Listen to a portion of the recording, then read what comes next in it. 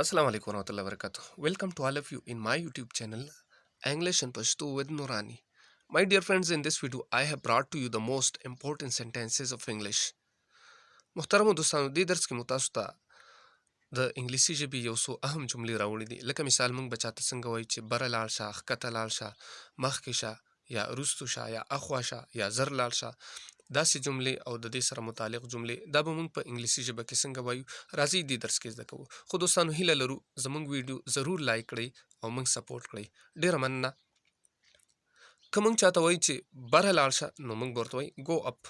go معنا لاړ شه، up بره لاړ شه. که موږ چاته وایو چې ښکته لاړ شه بیا به ورته وایو go down. go down ښکته لاړ شه. go up بره لاړ شه.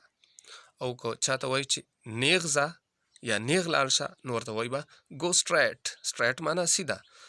go straight سیده لاړ شه یا نیغ لاړ شه. او که چاته وایو چې مخکې شه یا مخکې ځه نو ورته وایي به go ahead. go ahead مخکې ځه یا مخکې شه.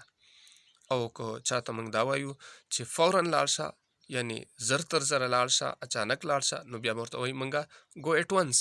go at once. at once معنا فوراً یعنی فوراً لاړ شه. او که چاته موږ وایو چې اخوا شه، څوک زموږ مخې ته ولاړ وي او موږ ورته وایو چې سایډ ته شه، یو طرف ته شه، بیا به ورته وایو get aside. get aside معنا اخوا شه یا یو طرف ته شه. او که موږ چاته وایو چې کنځلې مه کوه نو ورته وایو به don't abuse.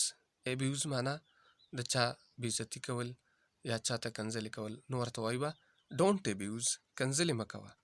که چاته موږ وایو چې تیز ځه نو ورته به وایو چې go fast. go fast معنا تیز ځه.